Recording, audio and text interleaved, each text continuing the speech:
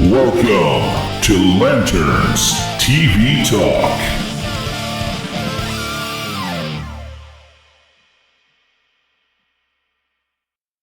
Welcome to Lanterns TV Talk.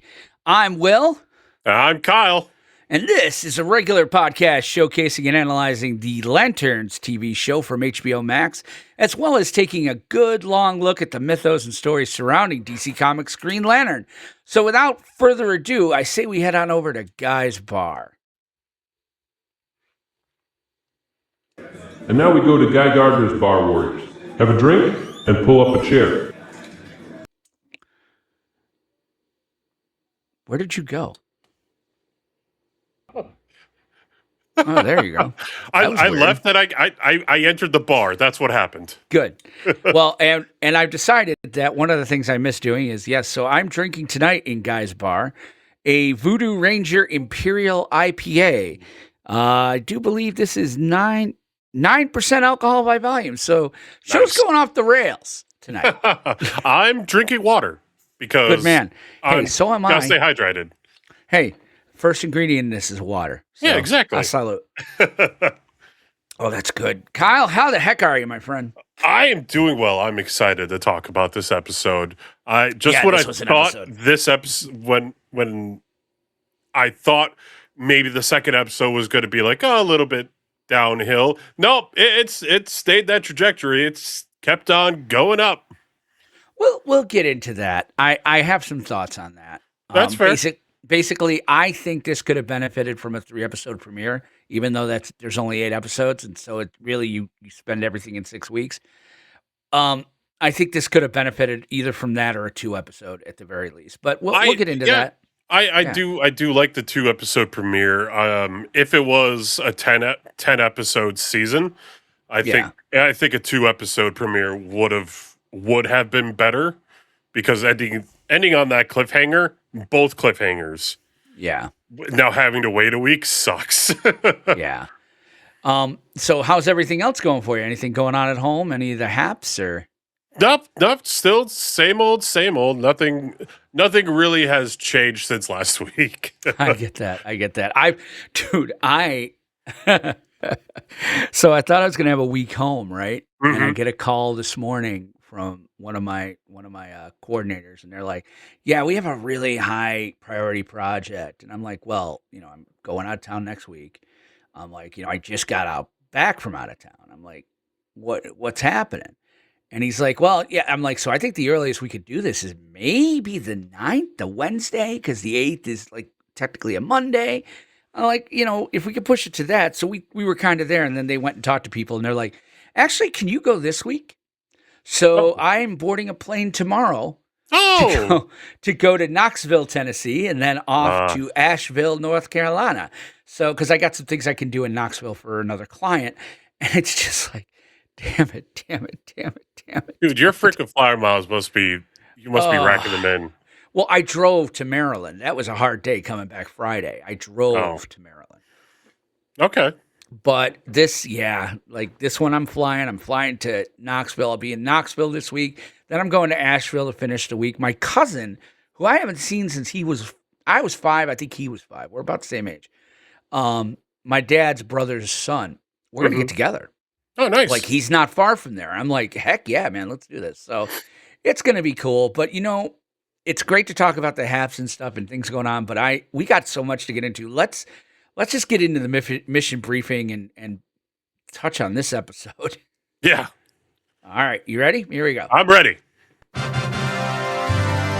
Now it's time for a mission briefing. Okay. Mission briefing. Episode 2 of Lantern Season 1 is called Trustfall.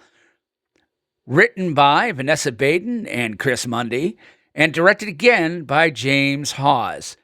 Kyle, why don't you go ahead and tell everyone what this episode was about? Gladly. While John's middling errand... I'm going to start that again. Middling errand, yes. Yeah. While John's middling errand ultimately proves eventful, Hal makes waves in Rushville, which only inspires him to dig deeper.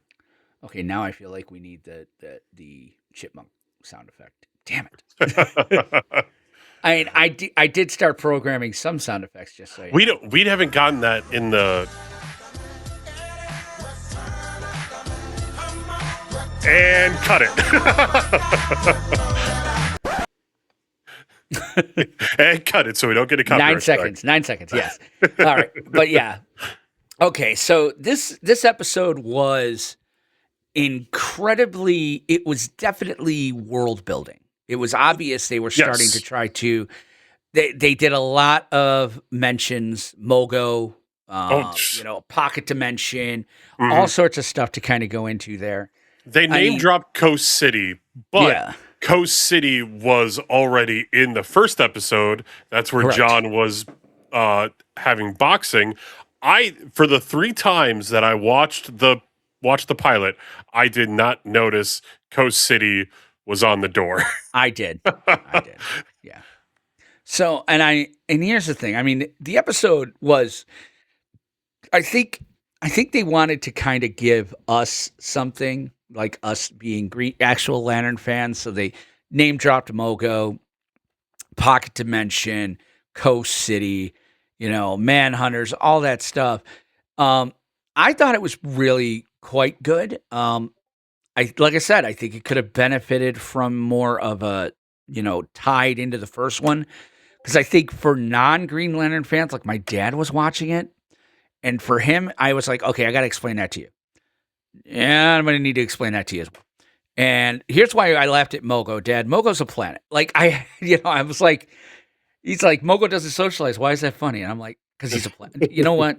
We're just going to go over this. But we'll explain it later. Yeah. And maybe I'll show it. Yeah.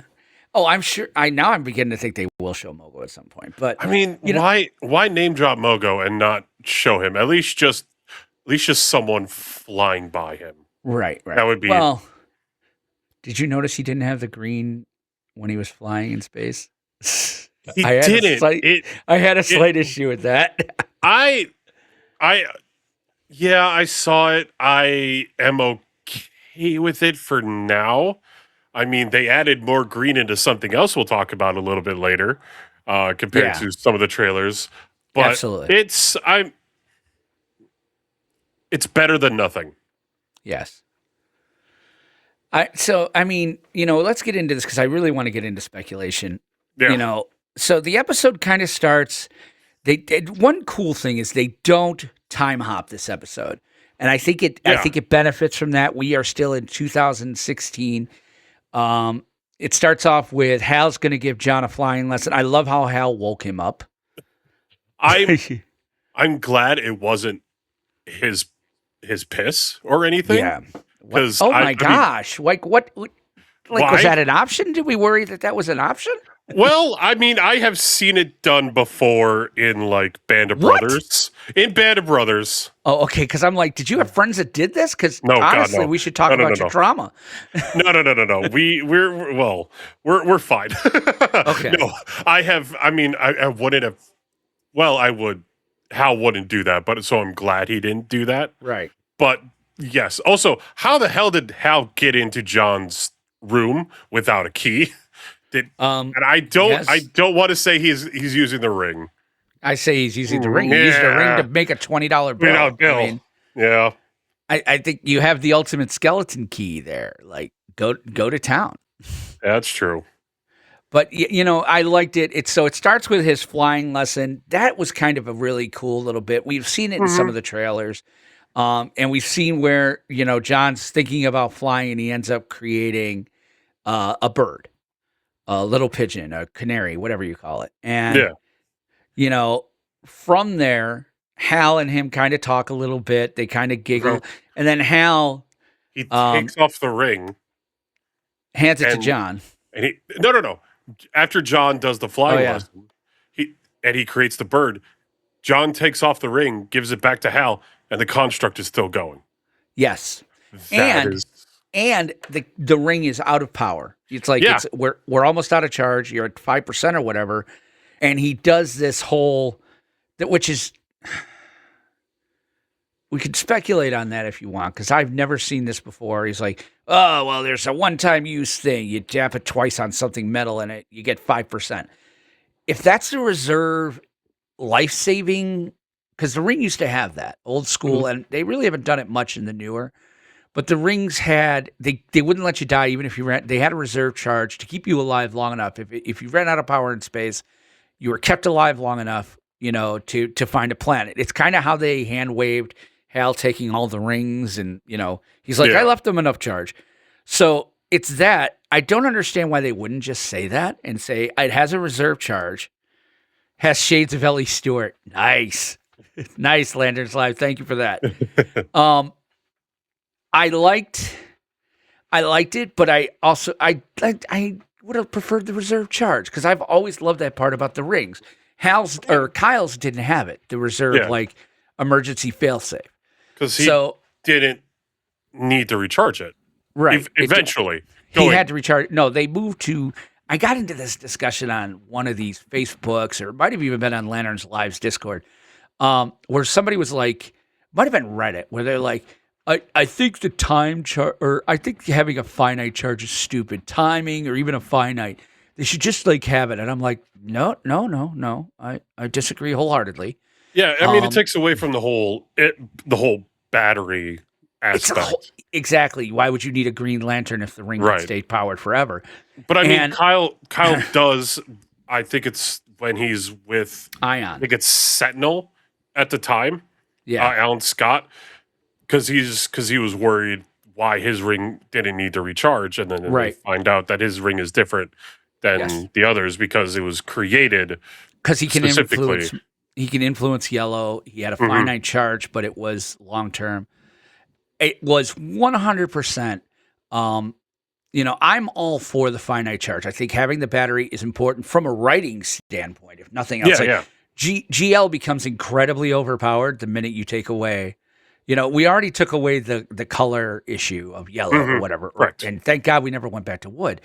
But you took that away, taking away the finite charge, and nothing stops them from basically being, Superman and Injustice too. It needs to be there. I just kind of wish that they had done if he had tapped it and been like, it has a reserve charge. It gives me long enough. It's got like a 5% charge to let me get someplace safe before it, loses power. The tapping on the back of a car made no sense. When he tapped it, I thought that was him making it work. Yes. Resetting it just a little bit. I thought the battery was in the trunk. I thought he sent John on a wild goose case and the battery was always in the trunk. See, that would have been funnier for Hal to do. Yes. It would have pissed off John so much more if that was the case. But then we wouldn't have gotten to see Hal's freaking mansion. Exactly. Well, headcanon. This is my own headcanon. Hal's mansion, he's like, yeah, I saved somebody's rich guy's son. Mm-hmm. I looked at that and I'm like, that's Carol Ferris's house. He's just squatting at Carol's. He's got a lawn chair and and a TV. He's got the single guy TV. The only thing he's missing is the cable spool coffee table from a construction site. Did you? I know we're jumping a little Lanterns, bit here. I agree too. Yes. Him hitting the trunk was like the Fonz. I can see that. I know we're jumping in a little bit. Go ahead. But did you see the pictures in his mansion of all of some of the events? There's him with Barack Obama, which is then goes back to the first episode, and then there's a picture of him with the cast of Harry Potter. Right. And I'm like, okay, this is why he has a fascination with Harry Potter. He was there with them at the premiere. Yeah, I liked it. Mm-hmm. So he sends John on this errand. Hal starts investigating more of Rushville. Yeah. And then he goes into town and notices there ain't nobody there. Everybody's gone. So he uses the last charge of his ring, which I thought was again, we could talk about the bird in a minute. Uses the last charge of his ring to fly up, which I thought was a great effect. Mm-hmm. It was obvious he was on a cherry picker. I don't care. Yeah. But he looks around. And then power runs out and beep, beep, and he falls and, lands on the ground. But when he was up in the sky, he saw that everybody in town seemed to be at some sort of meeting. And so he goes to the meeting and there's a little bit The meeting was something they could have done without, I think. I don't think they needed the meeting. But I get why, you've got John Ritter's kid there, and there was some nuance there. And you get to see again, Hal and the sheriff I'm beginning to be like, okay, like they're gonna smash before the end of the season. That's just gonna happen. But yeah, I mean, the whole town was there. You had Macon in the front with his wife, right, and then later on you had Jason Ritter come in but telling him that all the charges are dropped. You don't have to worry. You're not a flight risk. You could go back to Coast City or wherever. That's the whole point of the scene, was trying to be like, you're free to go. Go, yeah. Now. Please leave this town. What we didn't. Oh, go ahead. No, so what we didn't mention was when Hal was at the football field. Besides him sitting in the exact same spot that he was in. Oh yeah. He went through the metal detectors and it didn't go off. Right. I thought he did that afterward, because that kind of triggered. Okay. No, because then that's where he went to go search the town. Well, he did that after he saw everybody was in the meeting, and he kept asking, how long is this going to go? She's like, no more than 30 minutes. He's like, I'll only need 40. And I'm like, that's fantastic. So he leaves. He goes to the hospital. He grabs the 4 dead aliens, and I'm quoting that for a reason. We'll get into speculation, but I'm saying aliens. Takes them, and they set off the detector, the quote unquote metal detector. Yeah, and so they try to send Hal away. Hal does all this investigation. Meanwhile, and then he's got a car full of corpses, which I thought, and then to realize it's John's rental car full of corpses that he's already vandalized on. He took off that front piece. Yeah. And I'm sitting there going, if he's trying to get the metal detector to go off, wouldn't the crowbar have worked? The crowbar would have done it. The crowbar would have done it. His belt would have done it. Heck, I even think his ring would have done it too. Well, I don't think it's very powerful, but the crowbar would have been enough. It's the size of a small arm. I'm just sitting there going, I think he was just being a dick. I think he was. So he goes and he's got the 4 guys. The sheriff pulls him over, and he's like, look, you got to get me back on the property. She's like, he ain't going to let you on, but whatever. They go to Macon's ranch. And guys, how we're going to do the recap here is we're going to do Hal first and John. They do intersperse between. Yep. But in any event, they go to Macon's ranch. There is a confrontation between Macon and Hal. He's not letting him on. He's not going to let him search anything. And Hal, I think somewhere along the way, realizes, shit, I forgot the ring don't have a charge. What am I? He tries to bluff Macon. You're not going to shoot me. I have this ring, and he gets shot. So he gets shot. The sheriff is waiting. The sheriff's waiting for all this stuff. She's waiting for him to wake up. He wakes up. They have a conversation, and again, there is some serious mojo between the two of them. Whether it's happened before or not, there's definitely some serious. Because I'm like, why is she waiting for him? Like, it makes no. She's waiting for him because he's cuffed to the bed, so she can explain to him why he's cuffed to the bed. But she could have had somebody call him. But again, where's the doctors? There was nobody in the hospital. That could be the reason why. Yeah, we're the other law enforcement in this town. Right. It seems to just be her. Right. And that's just it too. Hal, so that's kind of the end of Hal's journey, is that he's at the hospital. Him and her have a conversation. He makes some promises. She makes some promises. She releases him. He's walking out of the hospital, and he notices that nobody has signed in or out. Yep. And there are no patients anywhere. He even mentions that some of this equipment looks brand new. The hospital has not been touched. No, it seems it's very clean. It is a very clean hospital, as it should be, but it seems too new. Something is going on in that hospital as well. Yeah, 100%. So And don't get me wrong, I'm looking at that, and I almost think it's the same damn hallway. I'm like, if Rick Grimes comes out of one of these rooms, well, I was this thinking is a different show. I was thinking it's a Star Trek hallway. It's the exact same hallway, just on no matter how you and film JD, it. Turk and JD show up. No, but so that's kind of, and then he kind of goes back to sit at the hotel, wait for John to come back. John is he's having his own fun. John is having the best time. Talk about John's story here. Why don't you take that? So while John is going through Hal's mansion, he finds the suits, one of 3 suits, and it is a lot greener than than in previous trailers. They got rid of the brown. I want to say it's overwork. Yeah, they did. They colored it. Fine. And I'm glad. Like, you know what? We spoke. They heard. Yeah. A salute. Yeah. We, as in the general. Sorry, we. Grant. It can't always be. Sorry, Grant Morrison. It can't always be. CJ, never mind. We'll talk about that. So we then we have John go into the box, which then Hal says Mogo doesn't socialize, opens up into the pocket universe. The pocket dimension, not the pocket universe. Pocket dimension. Pocket dimension. DC, there is a pocket universe. I think it's Superman. That's a pocket universe. Yes. In there. But I don't even know if that exists anymore now that they got the multiverse back. That's a very interesting conversation. Because it was really designed to give you the Legion back without having Superboy. That was the whole reason the pocket universe existed. Oh, and to kill Zod. But anyway, go on. John goes in, finds the lantern. It's smaller than I would have thought. I thought it was going to be a little bit bigger. I want it. I do want it, especially when I get my ring. Yeah. Which you're going to have to take to get resized, but that's. We'll find out. Maybe. So then John goes back outside. He gets attacked by people. Yep. We then great action scene here too. No, don't fast forward.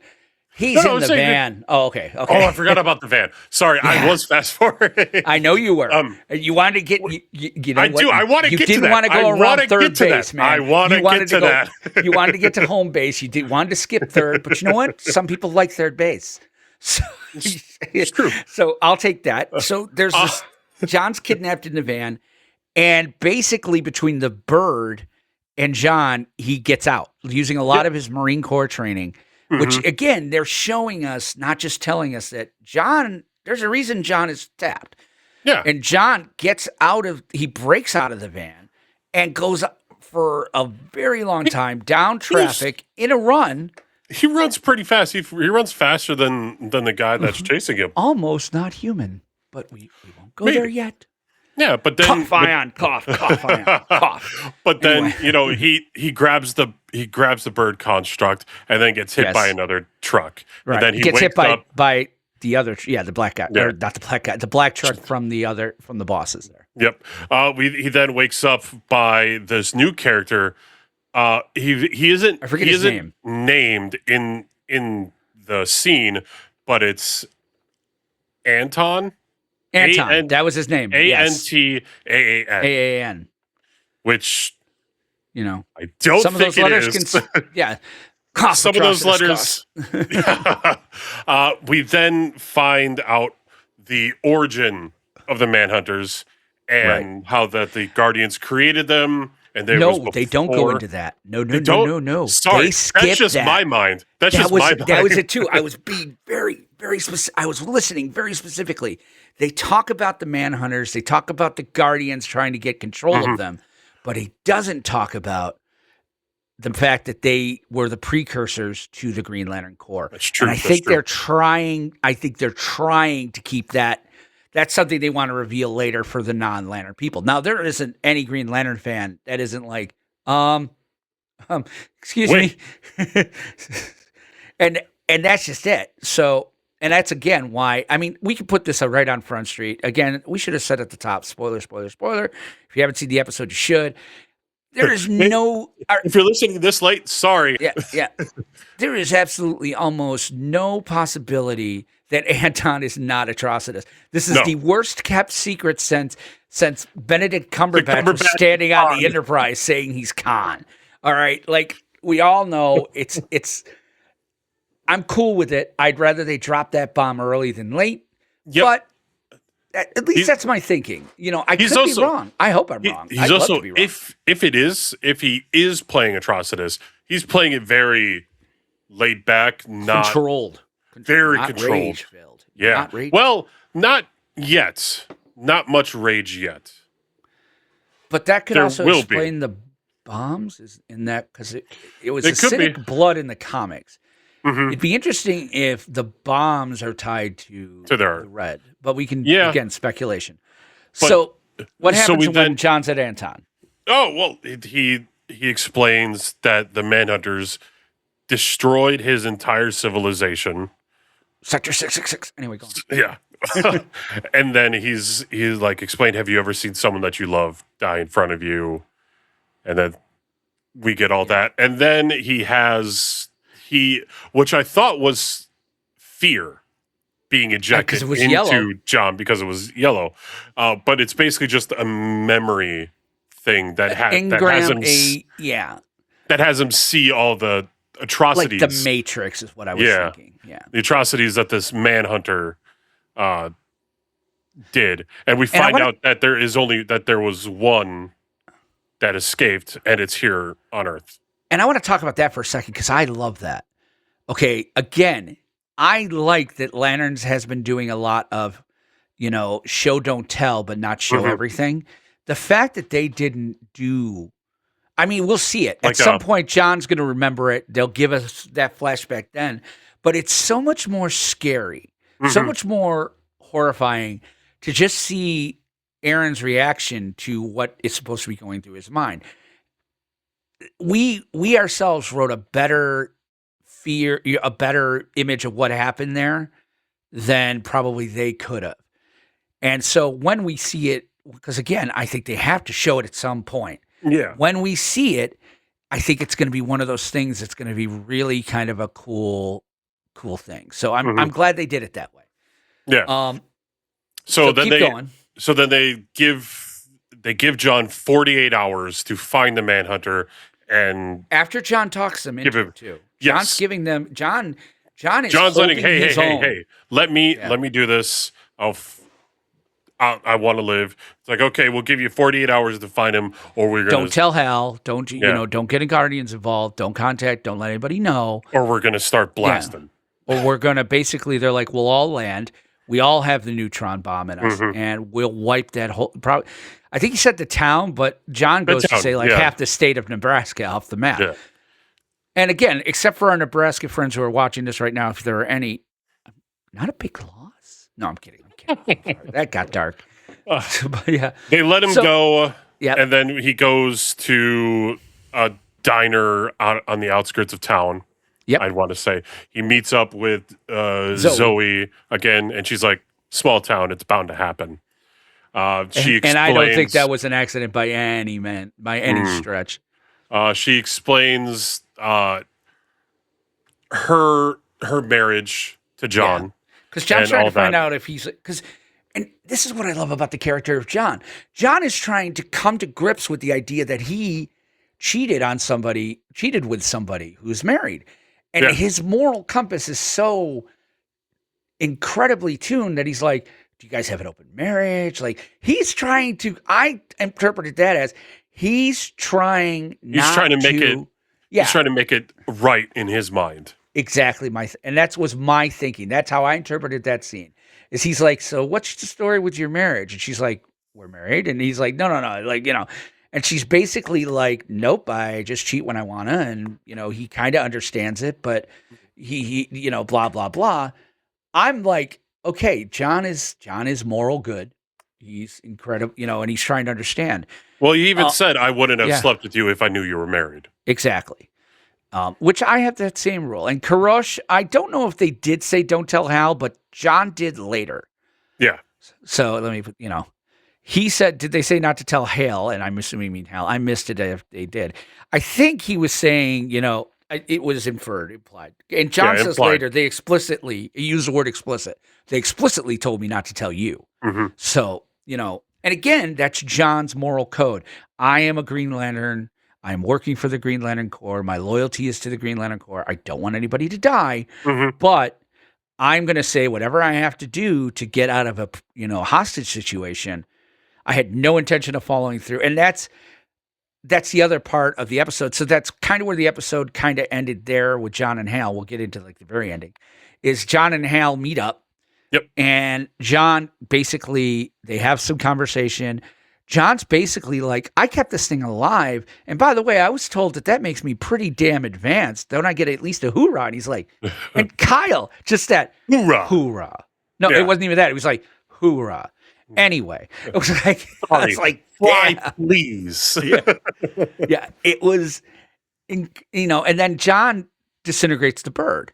Yeah, and he's just like, it's just a bird. It's just the construct. Yeah, because Hal wanted to know what that was about.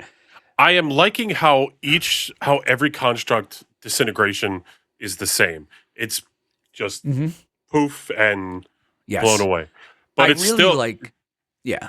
Go ahead. All right, yeah. I really like the conversation between them in that John, it shows a lot about John, because I also think that the writers very easily could have been like, okay, we're not going to even mention it. We're going to make them wonder for a week. Part of the cliffhanger could have been, is John going to tell Hal that he got kidnapped and met with this Anton guy? They could have easily pushed that off.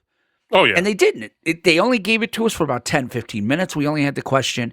And then John's immediately like, this is what happened. And he goes through the whole thing. He hides nothing, and then other than the word manhunter. And it was at the very end when, after he's given Hal his lantern. And by the way, Hal's oath was, in brightest day, blackest night, we shall escape. I said, let those who worship peoples might be where my power grew. And just like the fastest I've ever heard anyone say it. And that's because he doesn't like saying it. No.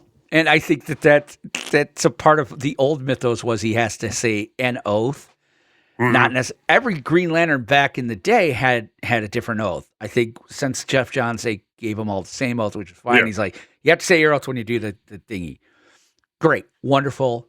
But the way he did it, some were like, he didn't want John to hear it. I'm like, no. No, he I think it was literally like, he's rolling his eyes going, in Brother's Day, but shall keep my sight, let those worship people's night to wear my power. Green Lantern's like, okay, whatever.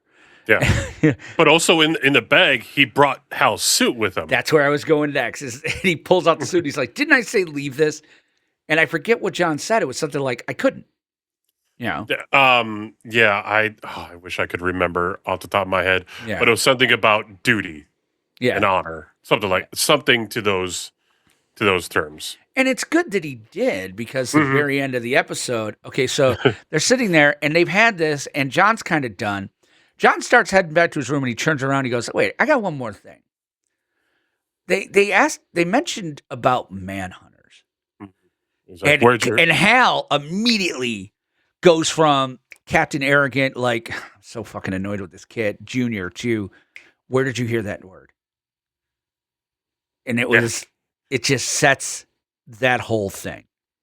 So he then basically goes into his room, argues with himself for a bit, and then he's like, no, we find out that Abin Sur was the one carrying the Manhunter and crashed into Earth.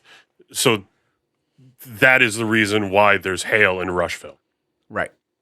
But the idea was, what I'm saying, that was way earlier. Anton said that the Manhunter was with a Green Lantern, was bringing the Manhunter to justice, and he said it like justice, so it's obvious. And then I think what they're doing is some of the secret origin, and we could get into speculation, which we'll save that.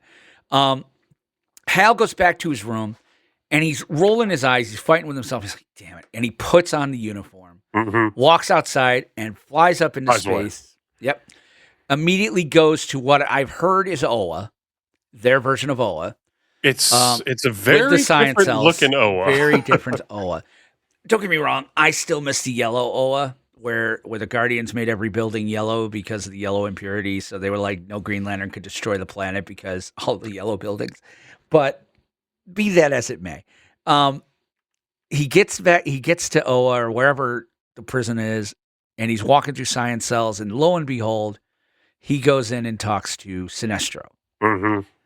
And Sinestro has an incredible line there where he's like, Hal asks him immediately about the Manhunter, and Sinestro says something to like, Manhunters are the second most dangerous thing you have to worry about right now, or something to that effect. Second greatest threat. Yeah, second greatest threat. Did he say to you or to your planet right now? To you. Yes. Okay. To you. Why don't you tell me about John Stewart? That's how it ended. So very cool ending. Mm-hmm. We've got a lot of speculation, and we don't get a 2026 fast forward at all. No I time. I thought that's how they were going to all. do each episode was main story 2026, and then at the end have the 2026 storyline. But they don't. We talked a little longer about nuts and bolts. Let's get to speculation because this is where everything's at. So let's get to the Book of Oa, and we'll climb in. It's time to read the Book of Oa. Okay, so the Book of Oa is where we discuss speculation, ideas here. Shout out to Charlie Block. If he is in prison, how does Sinestro even know? That's just it. I think we find that out next week, but that is a very good question, Kirosh. How do we even know? How does Sinestro even know about John Stewart? I think John Stewart's been involved longer than we think. Mm-hmm. I think we find that out next week, but man, there is a lot to unpack. The trailer does show a lot, and also questions a lot of what we know as Green Lantern fans, I think. So I think the first thing we have to unpack, and again, holy cats, the guys, this may go a little long. If you're listening on your podcatcher, I'm not going to edit it, because I think this is good conversation. All right, so I guess we'll talk first about the gang who grabbed John. Mm-hmm. Who do we think they are? I mean, obviously, we just kind of said we thought it's Atrocitus. Yeah, we think it's Atrocitus, and we think it's the whatever species he is. I'm sorry, I do not know offhand. I could look it up. I think they mentioned it before back in Red Lantern Zero, but I can't remember it offhand either. If only there was a place out there, if there was only a place to go to put in keywords to see if maybe information can... Atrocitus is... species is a Ryushian alien. Ryushian. From the planet Riot. Well, that makes sense. Ooh. Okay, and I forgot about that. I just read Red Lanterns. That's right. His real name in the book, Atros. Atros. He's Atros. He's 100% Anton. Well, this is Atros, not Anton. Atrocitus' real name is Atros. Yeah. And Atrocitus is a Ryushian from Riot. Riot was in Sector 666 where the Manhunters destroyed every living being except Atrocitus. So if you haven't read Red Lantern Zero, it's probably a worthwhile read. It is in DC Universe Infinite. I get no points for that. It's hashtag not sponsored, but it may be worth it to try to dig that up. Also, if you Rage of the Red Lanterns, that whole book, that's a prelude to Blackest Night. That gives a good explanation as well. Of 666, yeah. Mm-hmm. So I think where everybody, it's like Khan from Star Trek, whatever the heck bad movie that was. Legit, I think Into Darkness. Into Darkness was horrible. We can argue. Oh, sir. I saw that. It was derivative. It wasn't better. It was derivative of the best Star Trek movie they made. It wasn't even done well better. The whole Kirk. Don't get me started on that. All right. Anyway, Green Lantern. So, I don't think. Is Atrocitus a Red Lantern yet, or is he just a bounty hunter or something that was got some really cool tech? Considering that as of right now, there is no emotional yellow. Spectrum. There is no emotional spectrum. There is no yellow lanterns or anything like that. I think it's just Atrocitus. I think it's just him as an alien disguised as a human, which I'm sick of. I need to see an alien besides Sinestro. I get want why to they're see doing it, though. aliens. I get why. it. I get it. They're trying to blend in. I get it. But they could have dropped their form. But the CG for Atrocitus. I mean, because think about it, he has to be bigger. I mean, they're gonna have to. It's good. We're talking Hulk of MCU level CGI. I know. I get why. They would have. They'll probably use the rest of that budget towards the end of the season to do that. I get because it. I want Kilowog. If you're gonna do that, though, give me Kilowog. I could live without Atrocitus. Give me freaking Boozer Man. Give me Kilowog for a season 2. Yeah. That'd be absolutely. awesome. So I don't think they're the Red Lantern Corps, but I do think they are 100%. It's Atrocitus. I think this might lead to the Red Lantern Corps. So I think we're kind of agreeing on that. Okay, so the big one. Here's the big one. Actually, we're going to push off the big one. Okay. So the sheriff, she mentioned Gotham. Yes, she did. Do we think she's anybody? I think what her last name is Kane, if I remember correctly. If it is. Carrie Kane. It is. Kate Kane. Is it Carrie Kane? It is Carrie Kane. You're kidding me. It's a God, no, she's 100%. Okay. I'm in. Very good, strong possibility that this could be either a relative to Kate Kane or is Kate Kane just leaving Gotham behind? Because I think I was actually in the first episode. She's on the phone and she says, say hi to Barbara, which everyone was like, yes. Oh, yes. So it must be like, okay, law enforcement ties to Gotham. Okay, maybe this is just a nod of the hat to it, but it's possible. I could see it. I hope it is. I don't want her to be she's not Batwoman. I'm sorry, she's way too cool and way too fun and way too awesome to be Batwoman. And she's also straight. She's married to a man. So yes, I don't want him to make her Batwoman because even though that's been a change in the comics, I think it's a solid, good change.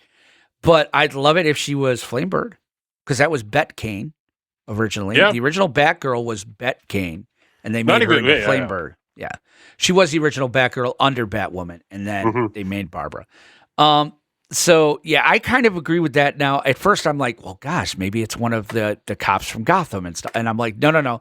I didn't realize it was Kane, 100%. I'm going with either she was Batgirl, and maybe that's why that would explain why she's like, say hi to Barbara. That if she was talking to Kate, and they make a Batwoman and Batgirl, that would be interesting. And I could see them doing that. That would be I'd be kind of okay with that. Because, because she's not Batgirl at all. He's like, and I think she might be. No, again, he put it, look, though, he separated Bat and Girl, not Barbara Batgirl. I think he's saying the Betty Kane Batgirl. Okay. Batgirl existed before Barbara Gordon. She was around in the late 40s and 50s, I think 50s, and that's when Kate Kane was there as Batwoman and Betty Kane was there as Batgirl, Bat-Girl. And then 66, Batman, they bring Barbara in, make her Batgirl, so the comics kind of retroactively retconned that and made her into that. Okay. And that's why Bet Kane became Flamebird in newer DC Universe continuity. Gotcha. So 100%, I think that's what you're looking at there. All right, I think we hit the nail on the head on that. Let's get to the you big also have like what's up with the town. Well, I'm gonna marry these two, my friend. Okay, don't you marry them. All right. So obviously, who is the Manhunter?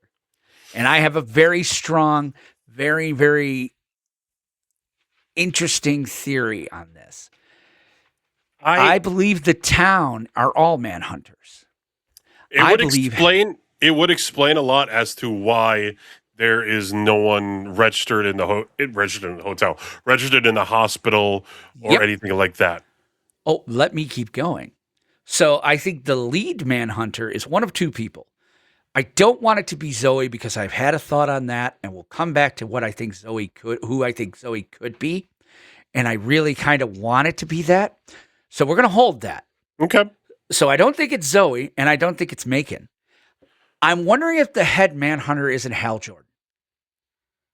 That would be interesting. Hal was there. He got called by the Ring, okay, to come and assist Abin Sur to take over for him. If a Manhunter got control of that process and was dying, Hal becomes the Manhunter. Don't forget, Hal made an alert for himself that hasn't been touched in a very long time. So Hal becomes the Manhunter, right?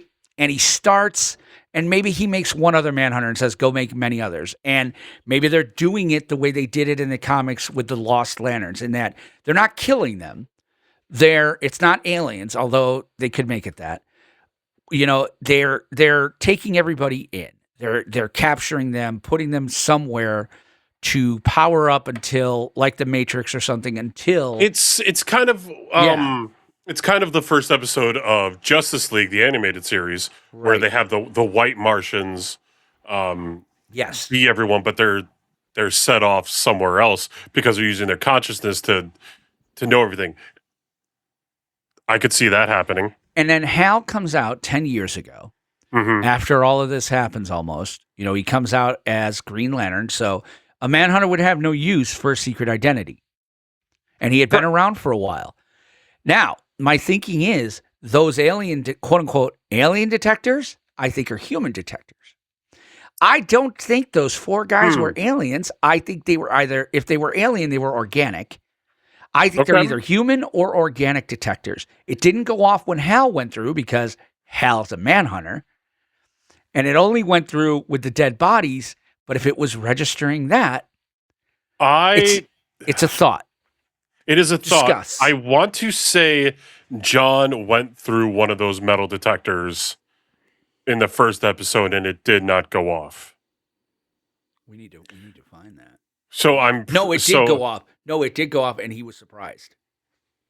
I think. Oh God, we gotta go find that back. Yeah. Oh, if that's the case, then yeah, that's a pretty damn good solid theory. I almost hate it because it's good, and because I don't want Hal to be a Manhunter, but it would fit the 2026 of it all. Yeah. I could see Carrie also not being a Manhunter, a full-blown No, Carrie's human. And that's why I think Carrie is reaching out to Hal thinking he's on her side. She probably feels like she's alone. But she's also on her own side. So right, but she's alone. You know what? She's from Gotham. She's she's been imported. She was around in 2026 as well. And she mentioned her son. Yeah. Yeah, who would be 10 years older and everything. Yeah. So okay, they're saying Jon Stewart did not test or walk through the metal detectors in episode 1. Oh, okay. I was thinking Karosh, interesting question. Let me answer. We haven't been told this yet, but Manhunters were the first space cops. They were created by the Guardians, at least in the comics. They were created by the Guardians, and there are several variations. In one variation, the rings were created for them, so they could work with them. And then in other ones, they had guns that did the same thing. They've also got like spears or whatever. Yeah. So the Manhunters 100%, because it's just willpower. And don't forget, too, the Lost Lantern story, that's why they kept the Lanterns alive, was because they were using the power, like to power a ring, I think, for Cyborg Superman, was it? Somebody. I think so, I got to go back and read that. I got to go back and read those stories. That's my homework for this. Was Lost Lantern Jeff Johns? Was that after War of the Lanterns? Yes. When I say Lost Lanterns, that was the story just after they launched Green Lantern and they did the Manhunter story. He goes to the Manhunter homeworld. I think it's like issue 5 to 7. It's where he discovers that Creon and Brick and Aricia and all the guys he thought he killed. Who become the Alpha Lanterns. Right. Who become the Alpha Lanterns later on. They don't all on. become Alpha Lanterns, but they were the Lost Lanterns. He thought he killed them. Yes. Now I remember. Basically, the Manhunters went and quote unquote grabbed their bodies, even though they were seeing sense, and there's some issues there. Grabbed their bodies, put them into Manhunter batteries to power things. Like, Okay. and I think they were using the rings for that. So I think and this would be why I think it's Hal Jordan, and I think Hal Jordan got out of whatever he was in, and he shot the Manhunter and took his ring back. That gives us Hal at the end. It lets us have a Hal for season 2 that we haven't met, and probably dealing with PTSD, which I hate saying his name. But it's right up Tom King's alley for that. But I am really starting to think that is what is going on. I think the whole town has been replaced. I think the whole town, which is why he goes up, flies in the air, and he sees them all in one location. And by the way, I don't think Hal knows. I think he Hal doesn't know that he's a manhunter. Yes. Yeah, if with your theory that makes sense. And then so that gives me 2 other theories I'll go with on this and see what you think of these. Okay. I also think that the reason John could keep that bird is I will not be surprised if John is Ion. And he got the Ion power and doesn't know he has it, and he is also sleeping. But when he was created the bird, it was powered by, because again, he ran really fast. He outran these obvious aliens. Again, and he beat the other alien. Like, there's something going on with John. And also, I mean, that construct should have went away when he lost his power. Yeah. Hal's that we've seen it. If a Green Lantern ring loses its power, any constructs go away. There was a funny issue of Justice League International where Guy rebuilt Big Bart and Mr. Miracle's house using Green Lantern nails, and he forgot to charge it. And he was nice guy at that point still. And they're like, Guy, did you forget something? He's like, yeah, I used the nails. We should go put real ones in case I lose power. And then he loses power. And the whole house falls down. And Barta loses her crap. It's great stuff if you ain't read JLI. That being said, John being Ion, I'm kind of starting to wonder about. There's something really unique going on with John. But let me say also why I don't think it's Zoe. I want to get back to this. Are you ready for this? Yes. Zoe and John hooking up? There's a reason. She looks an awful lot of how I would have cast Kat Matui. That she is undercover, which JL Justice League cartoon had Katma undercover for a while. And when she first met John during the old Englehart era of Green Lantern, when John took over for Hal after he quit, she used the ring to turn her skin dark, like African American or Indian. She is perfect casting for that role, I think. I kind of really badly want her to be. I want Zoe Macon to be Kat Matui. Oh, and by the way, just, there are 5 letters in Katma, 3 in Tui, and there's 3 letters in Zoe and 5 in Macon. I'm just gonna.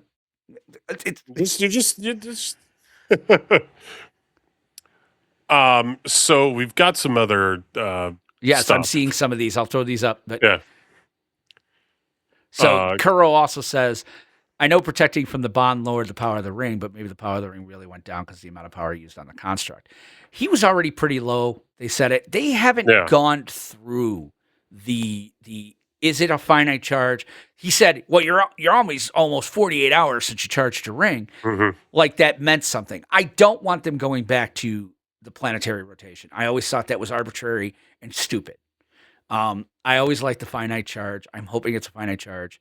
But you could be right about that as well, Karosh. But then if he used the ring to do it, when the ring lost power, the bird should have faded.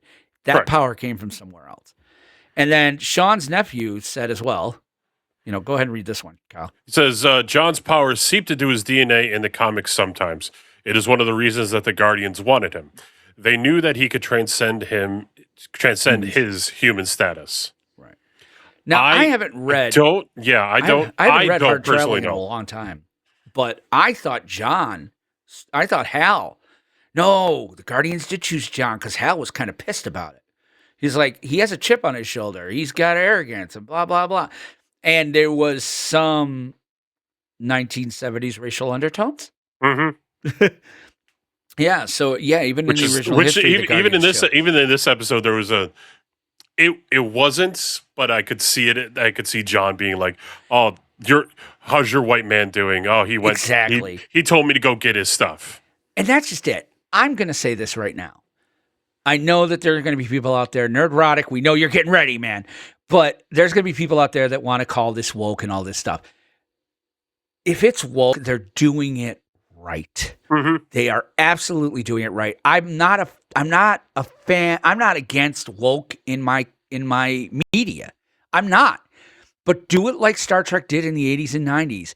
Weave it into the story so that it actually makes sense.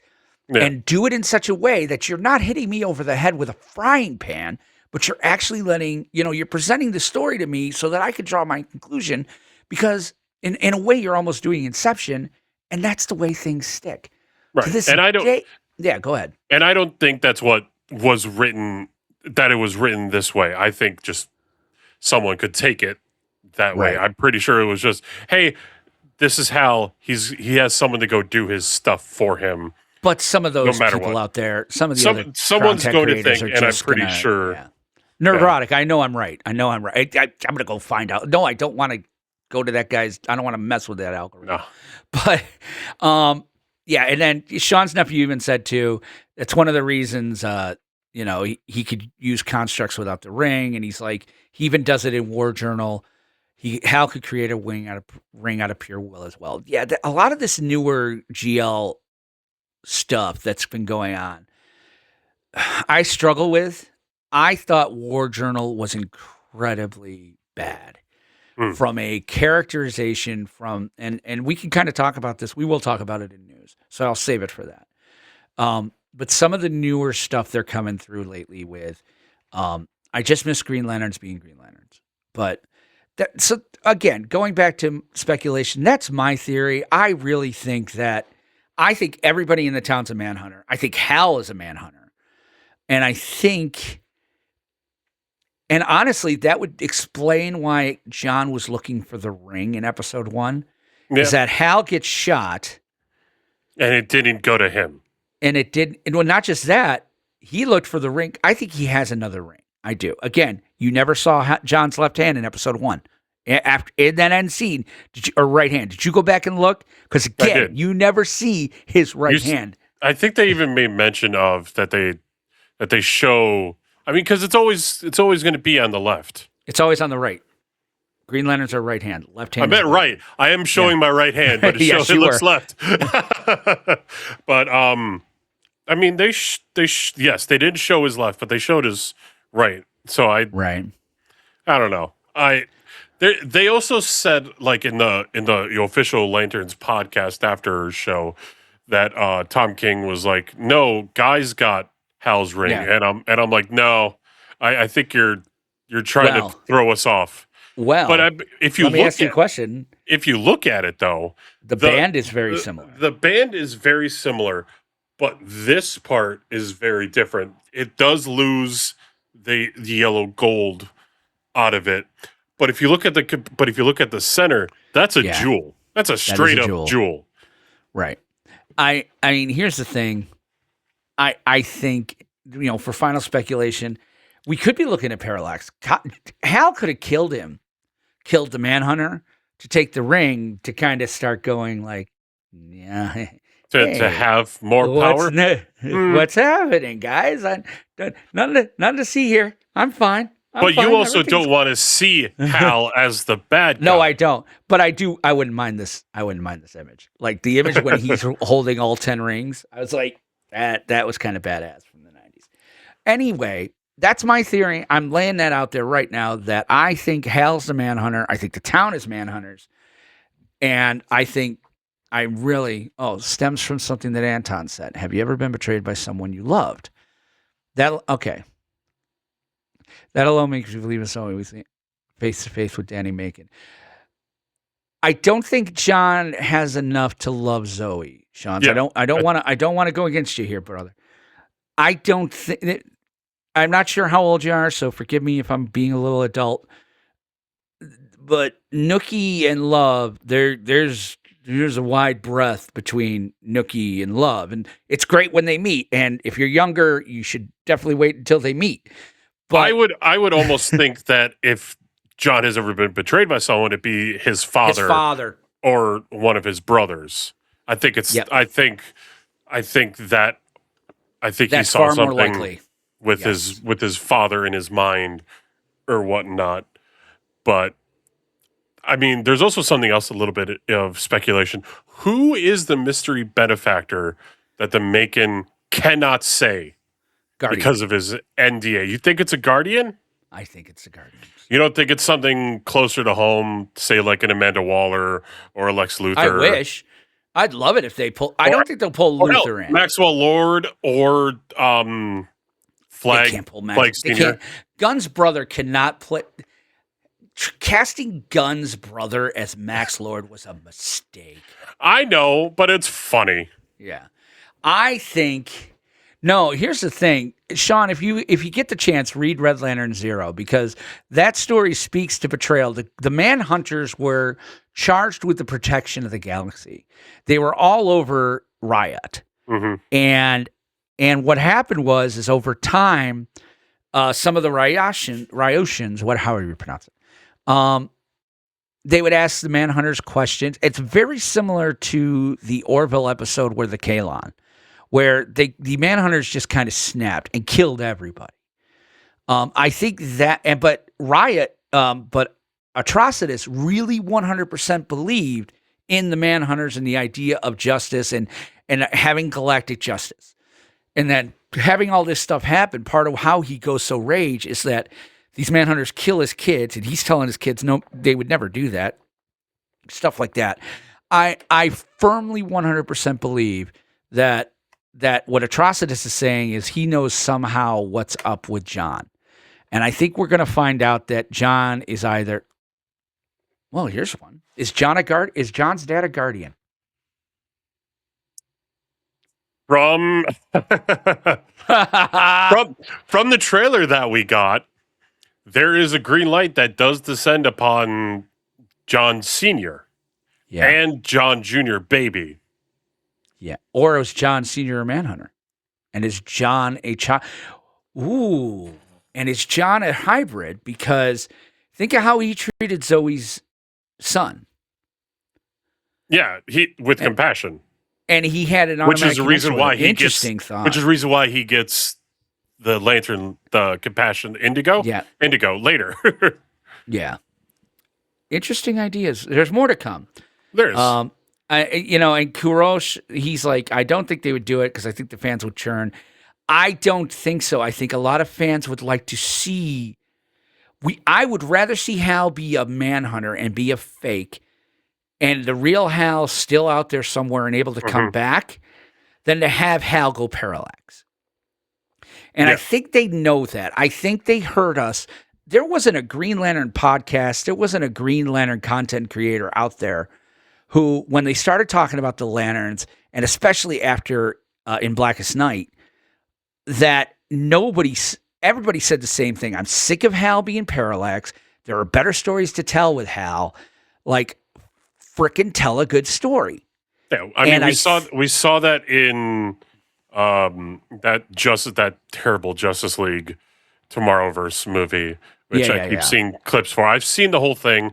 The in Blackest Night. That's what I'm saying. Yeah, they butcher that whole storyline in that movie. And they butchered that whole Tomorrowverse anyway. Everybody, and I feel bad for Kyle fans because the movie they told in that movie was Kyle's story. That they took John and put him in Kyle's, and I'm like, anyone who's a Kyle fan, you got my pity for that. But I truly, truly, truly believe that they're going to make Hal a man. Hal is not Hal. He's something else. Whether or not that's an addition, whether or not that he's a copy, but I'm going to die on this hill. And if I'm wrong in week 6 or 7, I'm sure you'll all be here to tell me how wrong I am. But we've talked for quite a while. We've gone a little bit over. We still have some news, so I think we should pivot to, news is part of this, right? Or news is part of the Book of Oa. So let's pivot to that. First of all, Lanterns. Go ahead and share that. So within the first 3 days of streaming, so Sunday through Tuesday of last week, Lanterns pulled in a very successful 9.3 million viewers and that it took down House of Dragon off the top spot. It was the highest viewed DC show on HBO since its inception ever. Yeah. And so far, no season 2 has continued to be talked about with everyone, with the writers and everything, but nothing. I haven't heard of a for real. Okay, we are getting season 2. I think we're going to wait until. I think it's going to. Let's see what it does this week. After the movie and the fact that movie viewership drops 50% almost every time, they want to see what happens week 2, 3. Yeah. And I'll pivot back to this. Kurosh just he put this in. He went through this with Star Trek when in Discovery season 1, the captain turned out to be a mirror universe captain. So that's why he was not acting like a Federation captain, and that tryst lost me. They also wanted to bring the mirror universe back in. It's apples and oranges for me, because here's the deal. That was execution. It could have been done right. I think that story could have been. Discovery was a hot garbage mess, and Kurtzman needs to fall off the planet. But season 2 was a lot better. It was. Discovery season 2 was a lot better. I'm seriously thinking about kicking you at this point. We could talk offline about news. Yeah, let's talk to this. All right. So the other piece of news I found, which I thought fascinating, and I got this on one of the Discords and some of the Reddits, that there was an article put out by Grant Morrison last week, and they basically called out Lanterns. I think he put it on his Substack. Oh. And basically, Morrison shared that they felt obliged to watch the first episode of Lantern after criticizing the glib dismissal of the color green by the writer and producer Lindelof. And he mentions he likes Jon Stewart. He's like, Kyle Chandler anchored the show with a great turn as Dr. McCoy. Morrison added that Chandler's take on the iconic character wasn't any Hal Jordan I recognized. Willpower and booze don't mix for a start. And he goes on to really kind of bash it. And I feel obligated to respond to this, because I said this in the Discord, and I truly believe it. First of all, I love Grant Morrison. I love Grant Morrison. I was Grant Morrison on Doom Patrol. I read that book. I was Grant Morrison when he took over the X-Men, and he kind of lost me there. We'll talk about that. I was Grant Morrison, though, when he came back to DC and took over the Justice League, and he freaking knocked that out of the park. Actually, was it in reverse? Yeah, it was Doom Patrol, then Justice League, then X-Men. Yeah. And he knocked it out of the park with his run on Batman, too. And then Batman, he knocked it out of the park. He created Damian Wayne and all of that. And then he created the Court of Owls, I do believe. Yeah, no. Okay. That was Scott Snyder. That was Scott Snyder, yes. But he created the Pig guys. So he created Professor Pig, yep. Yeah. That being said, and by the way, I keep forgetting that. Morrison wants us to use that. Oh, so does he? I apologize if Mr. Moore, or what do I call you, Mr. Morrison? I don't know. Sir Morrison, because I'm not sure if he's knighted, but whatever. I apologize for that, but here's the deal. This reads like sour grapes. Morrison has been hit and miss for me for many, many, many years. Like I said, for every Doom Patrol and Justice League, there's an X-Men and a Green Lantern, whatever the heck the name of that series he wrote was. Morrison does... The Green Lantern. Yeah, the Green Lantern, that's right.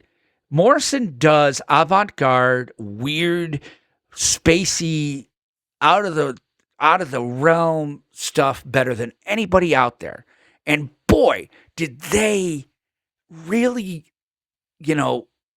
dial in on Justice League. And they introduced a whole lot of cool stuff in JLA, that was outside of what DC usually does, like Megadon and World War III. I mean, they had some great runs in JLA. But X-Men was hot garbage the way they wrote it.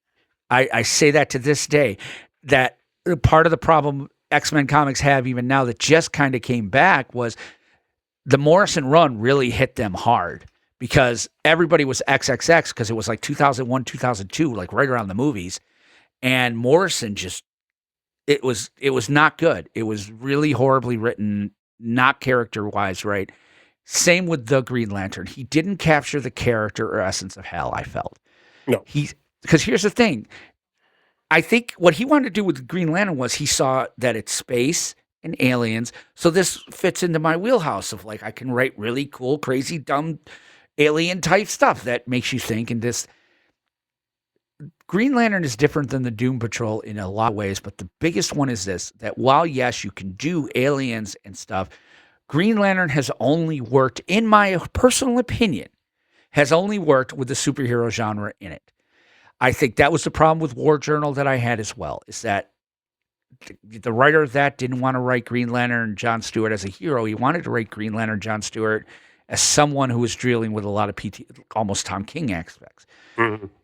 That Green Lantern for me works in the context of the Guardians, in the context of OA, space sectors, what have you. So all of this, though, reads like Morrison. They really feel like, I think, like a little sour grapes.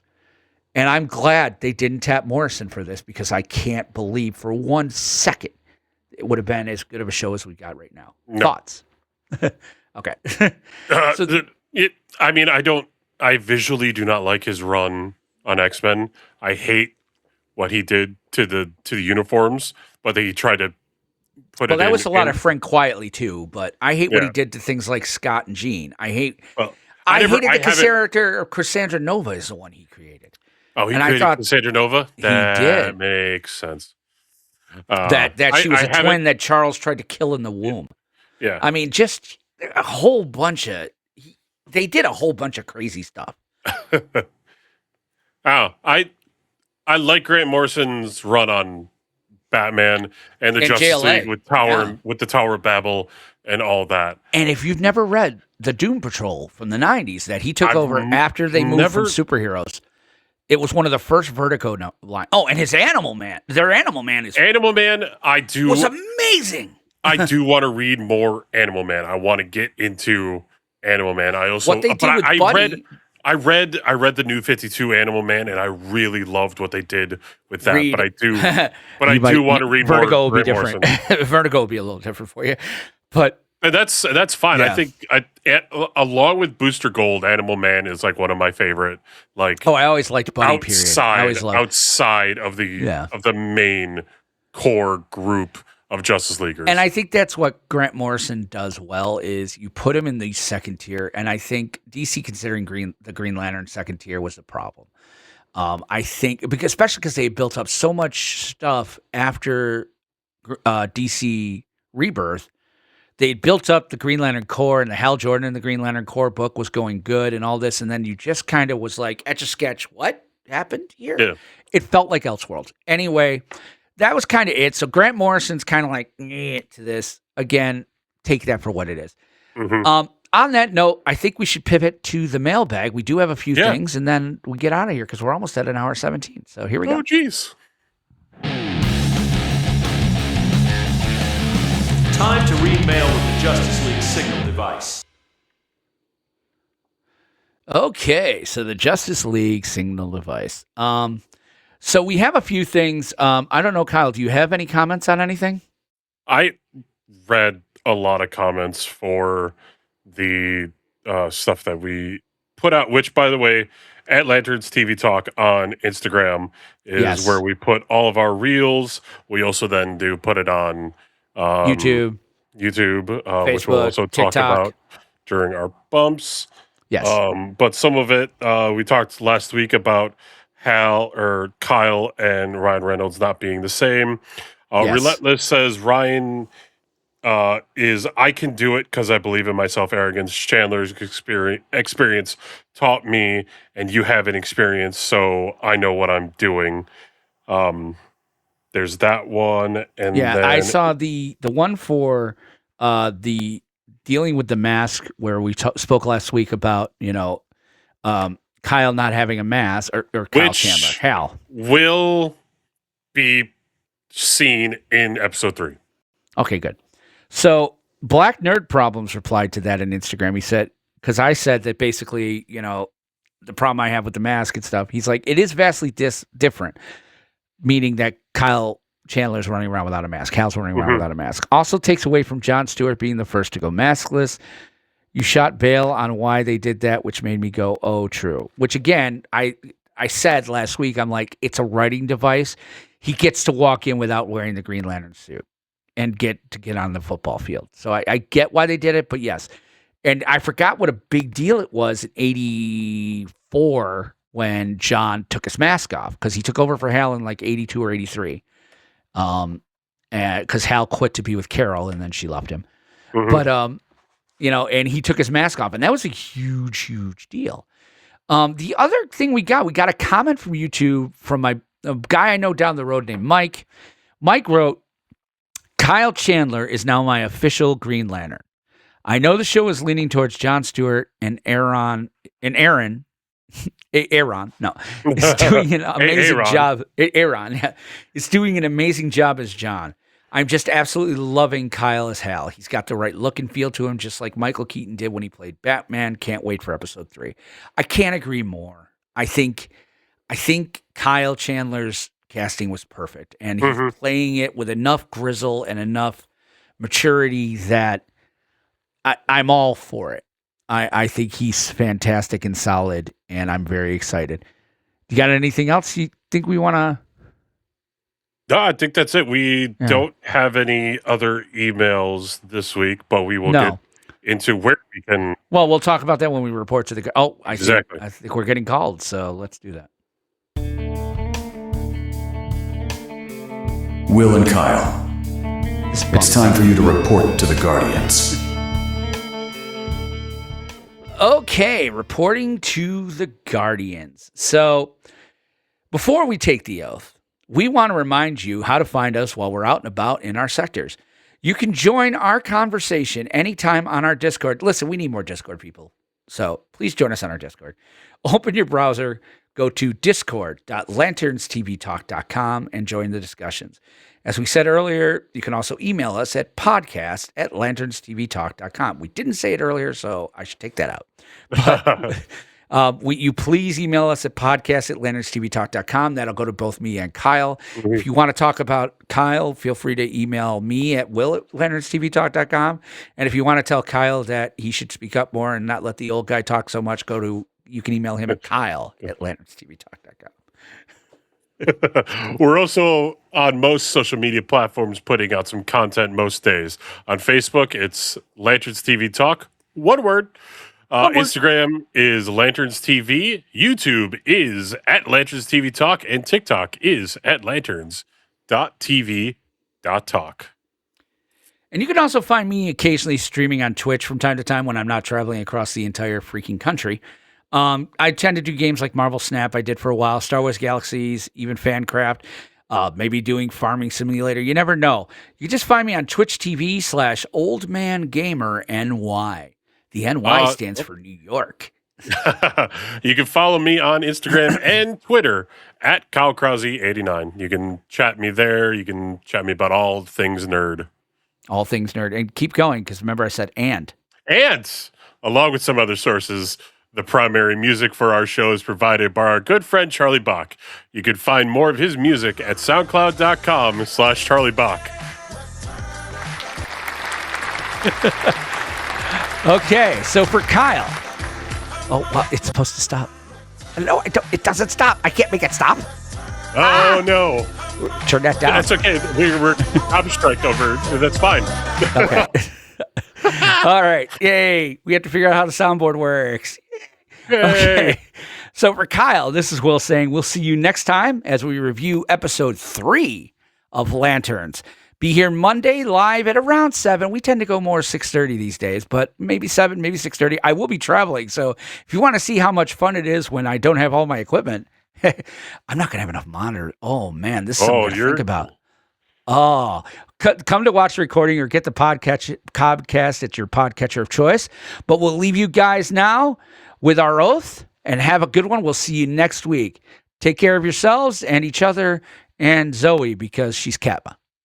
Bye. Blackest day or brightest night is watermelon, cantaloupe, yada yada, a superstitious and cowardly lot, with liberty and justice for all. In brightest day, in blackest night, no evil shall escape my sight. Let those who worship evil's might. You are my power. Green Lantern's light. And